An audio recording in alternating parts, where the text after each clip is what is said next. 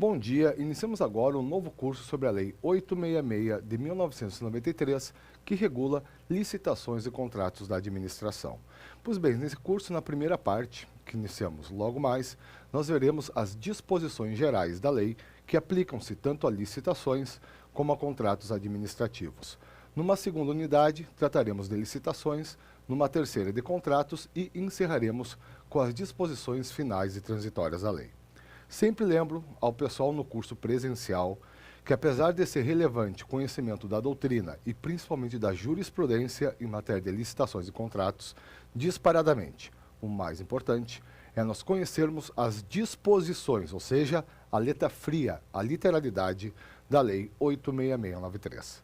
Vamos aqui então, passando direto para a nossa Lei 866 de 21 de junho de 1993. Aqui embaixo. Essa lei regulamenta o artigo 37, inciso 21 da Constituição Federal, institui normas para licitações e contratos da administração pública e da outras providências. Vamos aqui então, antes de adentrarmos propriamente na 86693, vamos aqui falar um pouquinho de aspectos gerais da matéria, iniciando por duas prescrições da Constituição. Inicialmente, artigo 37 e 21 da Constituição. Ressalvados os casos especificados na legislação, as obras, serviços, compras e alienações serão contratados mediante processo de licitação pública que assegure igualdade de condições a todos os concorrentes, com cláusulas que estabeleçam obrigações de pagamento, mantidas as condições efetivas da proposta, nos termos da lei, a qual somente permitirá as exigências de qualificação técnica e econômico indispensáveis à garantia do cumprimento das obrigações. Pois bem, então, o nosso 3721 limita-se a definir, em termos genéricos, o Instituto da Licitação Pública. É, então, um procedimento de adoção em regra obrigatória, ressalvadas hipóteses especificadas na legislação, que nós veremos são as hipóteses de dispensa e inexigibilidade, e um procedimento de incidência em regra obrigatória quando a administração pretender celebrar um contrato, seja com outras entidades da própria administração, seja com terceiros, com particulares. Seguindo aqui, um segundo dispositivo constitucional que trata da matéria, o artigo 22, inciso 27 da Constituição. O dispositivo confere à União competência privativa para dispor sobre normas gerais de licitação e contratação em todas as modalidades, para as administrações públicas diretas, autárquicas e fundacionais da União, Estados, Distrito Federal e municípios, obedecido o disposto no artigo 37 e 21, e para as empresas públicas e sociedades de economia mista, nos termos do artigo 173, parágrafo 1º, inciso 3. Então, vejam só, aqui está definido no dispositivo a competência da União para dispor sobre normas gerais em matéria de licitações e contratos da administração. Pois bem, a nossa lei de normas gerais na matéria é a 86693. Cuidem aqui, pessoal, em questões literais de concurso. Vejam que numa literalidade, eu tenho aqui a referência à administração direta, autárquica e fundacional, de qualquer esfera da administração. E aqui na parte final, uma previsão específica para empresas públicas e sociedades de economia mista. Lembrando para vocês, eu posso ter essas duas entidades da administração atuando em área propriamente de serviços públicos ou no desempenho de atividade econômica. Pois bem, numa questão literal, a legítima pega-ratão, o que nós vamos ver? Nós vamos ver essa referência final do dispositivo aplicada genericamente às empresas públicas e sociedades de economia mista. Qual a referência genérica? Que a elas deverá ser aplicado o 173, parágrafo 1º, 3 da Constituição. Numa questão literal está certo. Então, as empresas públicas e sociedades de economia mista estarão sujeitas às normas gerais dispostas pela União nos termos do artigo 173, parágrafo 1º, 3. Tudo tranquilo. Numa questão literal. Mas como nós vamos ver daqui a pouco, o artigo 173 da Constituição aplica-se tão só a essas entidades administrativas quando atuam na exploração de atividade econômica propriamente dita. Portanto, não se aplica essa remissão final da lei às prestadoras de serviço público. Friso, então, conforme cair a matéria, conforme aparecer a matéria em uma questão, eu tenho que considerar o disposto correto de duas maneiras diferentes. Primeiro, que a remissão aplica-se genericamente falando a empresas públicas e sociedades de economia mista. E segundo, o que é efetivamente correto, como nós vamos ver daqui a pouco, que essa parte final, 173, parágrafo 1º, 3, incide tão só para as empresas estatais exploradoras de atividade econômica. Pois bem, vamos seguir aqui. Eu botei bem simples inicialmente um conceito de contratos e depois um conceito de licitação. Conceito de contrato da obra do professor Marçal Justem Filho.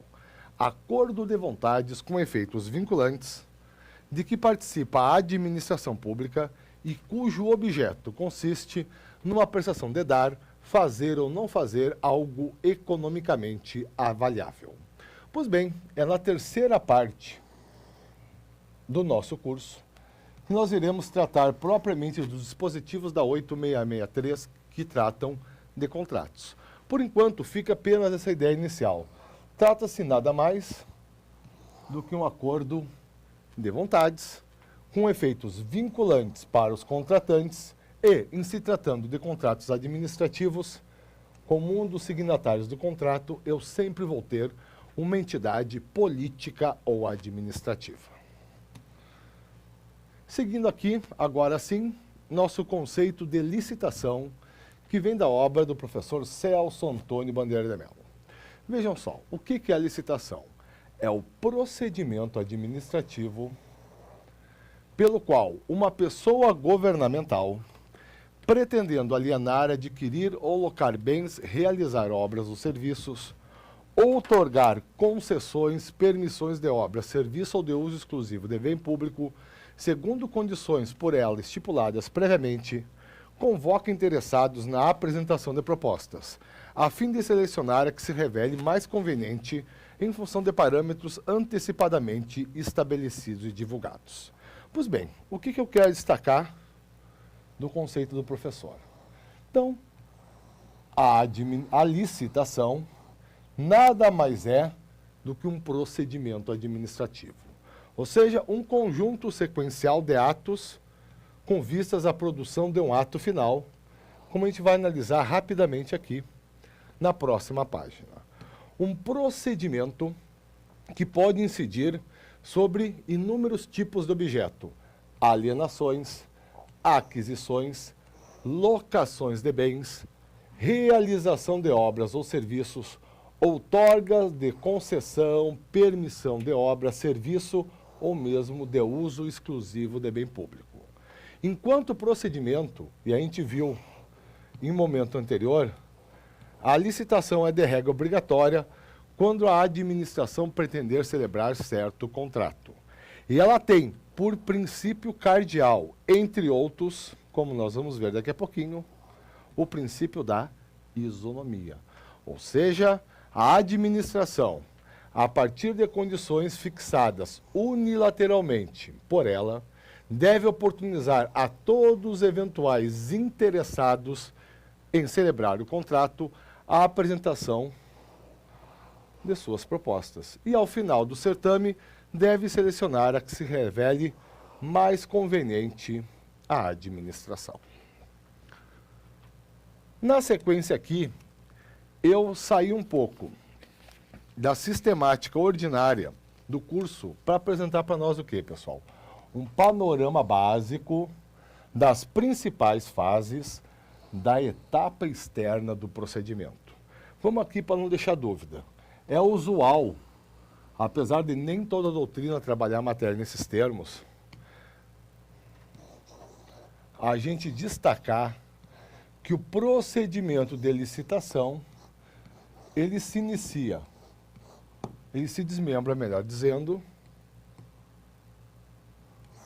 numa etapa interna e numa etapa externa. Na etapa interna, de forma muito sucinta, a gente vai ver as disposições dentro do contexto da 86693. Na etapa interna, basicamente, a administração define o objeto a ser licitado, estabelece as regras básicas do procedimento e indica os recursos orçamentários necessários e suficientes para custear a execução do futuro contrato. Pois bem, nós já vamos voltar para a página anterior, mas eu quero destacar que nessa página eu não coloquei nada, por ser muito mais singela, da etapa interna do procedimento. Nós vamos aqui, disparadamente o maior número de questões em concurso, trabalhar uma visão panorâmica das principais fases da etapa externa. Pois bem, que fases são essas? Nós temos aqui na sequência da lousa a primeira fase, como não poderia deixar de ser, é a fase da abertura. Na fase da abertura, a administração simplesmente expede um aviso com um resumo do edital ou envia uma carta convite para os eventuais interessados. Após o envio da carta convite ou a publicação do aviso com resumo no edital, iniciam-se já os prazos para a segunda etapa do procedimento, que nós chamamos de fase de habilitação. Nessa fase da etapa externa do procedimento, os interessados em contratar com a administração devem comprovar que possuem condições mínimas de executar adequadamente o contrato administrativo. Voltando aqui, nós temos na sequência a terceira fase do procedimento, a fase de julgamento das propostas. Na fase de julgamento das propostas, a administração irá analisar as propostas apresentadas pelos licitantes declarados habilitados na fase anterior. Eu posso, então, voltando aqui um pouquinho, definir a fase de habilitação como a fase subjetiva do procedimento, ou seja, aquela em que a administração irá avaliar se os interessados em contratar possuem, enquanto sujeitos, condições mínimas para executar adequadamente o objeto do futuro contrato. A partir daí, eu entro na fase objetiva do procedimento, ou seja, aquela em que a administração irá selecionar, dentre as propostas apresentadas pelos licitantes considerados habilitados, aquela que é mais conveniente para fins de celebração. Pois bem, uma vez escolhida a proposta vencedora do certame, ou várias propostas, como a gente vai ver mais à frente, eu já chego na fase ou nas fases externas finais, de homologação e de adjudicação. Na fase de homologação, a autoridade competente irá simplesmente declarar ou não que todos os requisitos legais, genericamente falando, ou seja, que todas as condições impostas em leis e atos normativos editados pela própria administração foram observadas no transcorrer do procedimento. Se a autoridade competente verificar a regularidade do procedimento, homologa os atos até então praticados. E ela mesma, a mesma autoridade competente para homologação a seguir, pratica o ato final do procedimento, a nossa adjudicação. O que é a adjudicação? É o ato pelo qual a autoridade competente atribui ao vencedor da licitação o seu objeto. Seja ele, por exemplo, a locação de certo bem, seja ele, por exemplo, a aquisição de certo bem, seja ele, por exemplo, a alienação de certo bem. Pois bem, com isso então, nessa visão extremamente singela das fases básicas da etapa externa do procedimento, agora sim, nós entramos, propriamente dito, na 86693, iniciando aqui o nosso capítulo 1 das disposições gerais e dentro dele, nossa primeira seção, que trata dos princípios. Vamos lá, artigo 1º. Esta lei estabelece normas gerais sobre licitações e contratos administrativos pertinentes a obras, serviços, inclusive de publicidade, compras, alienações e locações no âmbito dos poderes da União, dos Estados, do Distrito Federal e dos municípios. Parágrafo único. Subordinam-se ao regime desta lei, além dos órgãos da administração direta, vamos destacando aqui, os fundos especiais, as autarquias, as fundações públicas, as empresas públicas, as sociedades de economia mista e demais entidades controladas, direto ou indiretamente, pela União, Estados, Distrito Federal e municípios. Pois bem, vamos tratar um pouquinho aqui do nosso artigo 1º. Primeiro, inicialmente, melhor dizendo, voltando aqui ao que a gente já comentou rapidamente no momento anterior da aula. Então, a 866 é uma lei de normas gerais sobre licitações e contratos da administração. Pois bem, então fica bem claro que em tema de competência legislativa, com base no artigo 21, 27 da Constituição, a competência da União é para dispor sobre normas gerais. Essas normas gerais são essencialmente os dispositivos da própria 86693, entre outras leis que também contêm normas gerais, como, por exemplo, a nossa 10.520 de 2002, que regula o pregão. Pois bem, então, na primeira visão, na visão correta, nós temos a competência da União para editar normas gerais e a competência dos demais entes federados para editar normas específicas, válidas em seus respectivos territórios.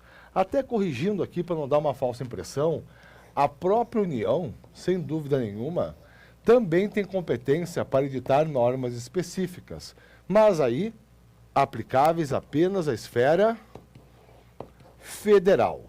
Sempre é uma diferença, pessoal, que vale a pena a gente ressaltar. Quando a gente fala em norma geral, o sinônimo em matéria de competência legislativa é a expressão nacional. Sim, por exemplo, se eu digo que a Lei 86693 é uma lei de normas gerais, significa que a abrangência de suas disposições é nacional. Ou seja, aplica-se em todo o território nacional a todas as esferas da administração.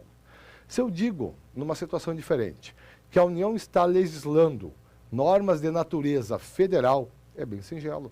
Significa que tais normas aplicam-se tão somente à esfera federal, não incidem para o Distrito Federal, para os estados, para os municípios. Um bom exemplo é a nossa Lei 802/90, o Estatuto dos Servidores Públicos Federais. Então, em síntese, a União pode legislar a partir de duas espécies de competências diversas.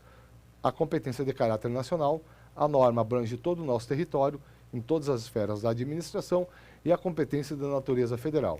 A norma, a lei, aplica-se tão só à própria esfera da União e da sua respectiva administração. Voltando aqui, na própria literalidade da lei, então a gente vai ver que o seu objeto são normas gerais. Mas vejam só, uma primeira consideração doutrinária do professor Celso Antônio Bandeira de Mello. Eu coloquei aqui um conceito do professor Bandeira de Mello, o que ele entende que são normas gerais. Para o professor, normas gerais são apenas aquelas que definem os fundamentos, as diretrizes, os critérios básicos, conformadores das leis que necessariamente terão que sucedê-las para completar a regência da matéria. E, B, que podem ser aplicadas uniformemente em todo o território nacional. Pois bem, já vamos completar aqui o raciocínio do professor. Mas antes disso, vejam o que diz a professora Maria Silvia Zanella de Pietro. Ao contrário do Decreto-Lei 2.386, parando aqui, esta é a nossa antiga Lei Básica de Licitações e Contratos. Então, iniciando de novo.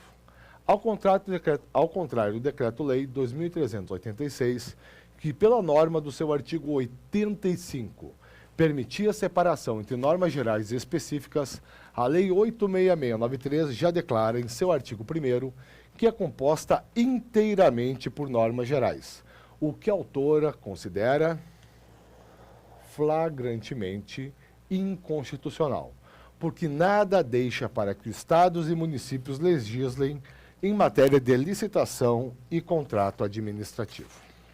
Pois bem, qual é a conclusão? E aí voltamos para as duas considerações. A ampla maioria das disposições da Lei 86693, aqui faltou, pessoal, são tidas por normas gerais, sendo somente algumas consideradas tão só federais. Por quem, pessoal? Ora, por quem tem competência para esse tipo de declaração, pelo Supremo Tribunal Federal. Então, como é que a gente trabalha a matéria? A questão mais usual, 99% das questões. A Lei 86693 é uma lei de normas gerais sobre licitações e contratos da administração. Correto. Se vier de uma segunda forma, quem pede isso às vezes é o CESP. Existe entendimento doutrinário que entende algumas disposições da Lei 86693 inconstitucionais por afronta da União à competência prevista no 22 e 27 da Constituição. Ou seja, a União teria editado normas de caráter específico. E por que de caráter específico? Aplicáveis tão só à esfera federal. Voltando aqui então, segundo o entendimento de certa parcela nada desprezível da nossa doutrina, alguns dispositivos da Lei 86693 são inconstitucionais porque têm caráter de norma específica, violando o artigo 22 e 27 da Constituição. Uma segunda forma que pode ser cobrada em concurso. Uma terceira forma, que nós vamos ver aqui na sequência do curso. O STF entende a quase totalidade das disposições da 86693 como normas de natureza nacional, geral, em apenas duas situações que nós vamos ver no artigo 17. O STF entendeu que eu tenho normas de natureza tão só federal, ou seja, aplicável tão só à administração federal. Sintetizando então, questão mais comum. A Lei 86693 é uma lei de normas gerais de licitações e contratos da administração. Correto. Segundo, há entendimento doutrinário que certas normas da 86693 são inconstitucionais, pois têm natureza de norma específica. Também está correto. Terceira forma, para o STF, a ampla maioria das normas da 86693 tem efetivamente natureza de normas gerais, ou seja, são plenamente constitucionais, exceto em algumas hipóteses específicas que aí estão dentro do artigo 17 da lei, a gente vai ver, são disposições relativas a alienações. Vamos aqui, voltando então, seguindo na lei, ainda sobre o artigo 1º, a abrangência então da nossa 86693. Ela aplica-se a todos os poderes, ou seja, executivo, legislativo e judiciário. Incide também no que toca ao Ministério Público, bem como aos tribunais e conselhos de contas. Ora, pessoal, celebração de contrato é eminentemente exercício de função administrativa. Então, falando de forma mais simples, a 86693 incide onde existir exercício de função administrativa. Então, Executivo, Legislativo e Judiciário, Ministério Público, tribunais e conselhos de contas. No que toca à função administrativa, sem dúvida, estão sujeitos a 86693. Pois bem, mas vejam só, vou voltar aqui no próprio artigo 1º, ele menciona os fundos especiais. Então, o que mais nos importa saber é que os fundos especiais estão sujeitos às disposições da 86693. Mas o que são esses fundos especiais? Na verdade, vejam só, nada mais são do que reservas, até não coloquei aqui, mas sem dúvida são reservas financeiras, criadas por lei, ou às vezes pela própria Constituição, para dada destinação específica. Ora, então, quando a 86693 diz que a ela também estão sujeitos os fundos especiais, na verdade, está querendo afirmar que a entidade responsável por gerir o fundo, quando for celebrar um contrato se valendo da respectiva reserva financeira que constitui o fundo, deverá observar suas disposições. Enfim, a entidade responsável pelo fundo, quando for celebrar contratos com as reservas do fundo, deverá observar a nossa 86693. Pois bem, uma bela questão de concurso, pessoal. Olhem só. Se as entidades sob controle não integrantes da estrutura formal da administração. Poxa, mas onde que está isso aí? É a parte final aqui. Vou voltar novamente no artigo 1º. Vejam só. Parágrafo único. Autarquias, fundações públicas, empresas públicas, sociedades de economia mista.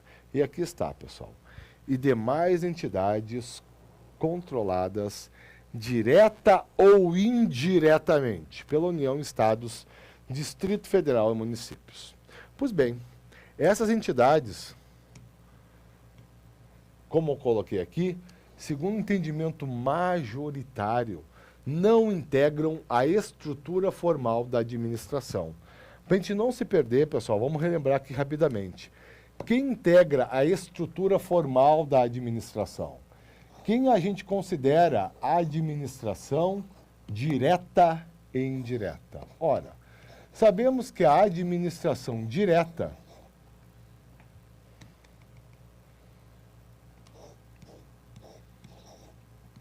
nada mais é que o conjunto de órgãos que integra a estrutura de cada uma de nossas entidades políticas.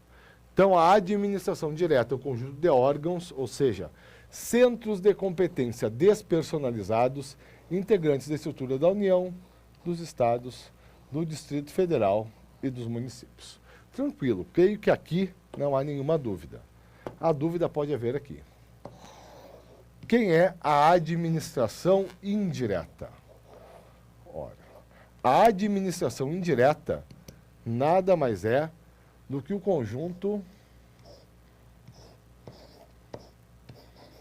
de entidades administrativas, ou seja, o conjunto de entes com personalidade jurídica própria, criadas diretamente por lei ou mediante autorização em lei, por cada uma de nossas entidades políticas, para o exercício de certa competência administrativa, gozando do que nós chamamos de competência administrativa específica. Pois bem, então, novamente frisando, a administração indireta nada mais do que o conjunto de entidades administrativas, ou seja, os entes criados por cada uma de nossas entidades políticas, diretamente por lei ou mediante autorização em lei, com capacidade administrativa específica, ou seja, com capacidade, para em nome próprio, adquirir direitos e contrair obrigações, atuando em uma área determinada, dentre as diversas áreas que a Constituição atribui à entidade política instituidora. Pois bem, no que eu quero destacar, quem é que nós consideramos especificamente que integra a administração indireta? Ou seja, qual o nosso conjunto de entidades administrativas? As autarquias, as fundações públicas, as empresas públicas e as sociedades de economia mista. Novamente, autarquias, fundações públicas, empresas públicas e sociedades de economia mista.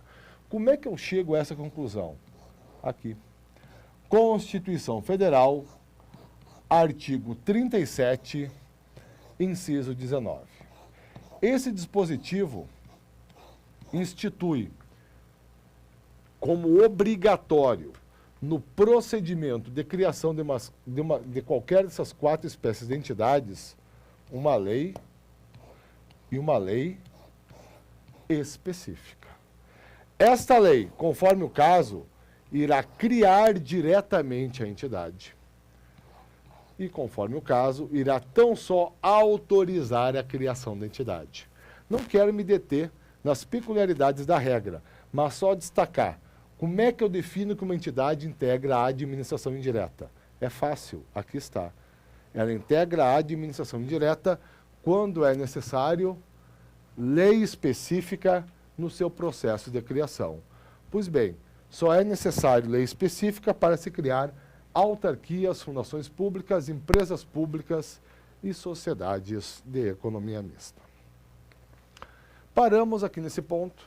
Na próxima aula, então, fecha aqui o raciocínio e seguimos adiante, ainda dentro do artigo 1º da 86693. Obrigado a todos pela atenção e até lá.